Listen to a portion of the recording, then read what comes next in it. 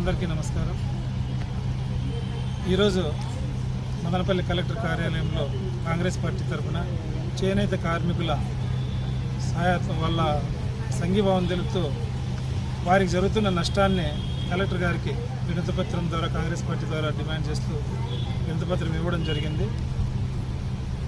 మన మదనపల్లిలోనే కాక అన్నమయ్య జిల్లా కానీ ఇటు ఆంధ్రప్రదేశ్ యావత్తు చేనేత కార్మికులకు ప్రత్యేక పథకాన్ని పెట్టి ప్రతి కార్మికునికి 25,000 చొప్పున లబ్ధి చేకూరే విధంగా ప్రభుత్వం నిర్ణయం తీసుకునింది. చాలా మంచి నిర్ణయం. నిజమైన కార్మికులకు అది ఎంతో ఊరటగా వాళ్ళ అభివృద్ధికి తోడ్పడుతుంది.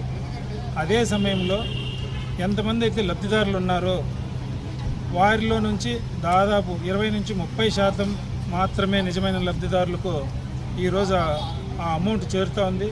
మిగతా 70-80% మంది తప్పుడు వ్యక్తులు దొంగ అడ్రస్సులు పెట్టి వేరే వాళ్ళ అడ్రస్సులు పెట్టుకొని వారి అకౌంట్లలోకి డబ్బులు వేసుకోవడం, దాంతో నుంచి నీకర్థం నాకర్థం అన్నట్టుగా పంచుకోవడం, ఇది నిజమైన కార్మికులకు మోసం.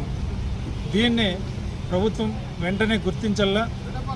ప్రభుత్వానికి తెలియదని నేను అనుకోవడం లేదు, తెలుస్తూనే జరుగుతుంది. ఎందుకంటే ఎక్కువ శాతం పాలకపక్ష మనుషులే దీన్ని ప్రోత్సహిస్తూ దీన్ని చేస్తూ ఉండారని చెప్పేసి మాకు తెలుస్తూ ఉంది.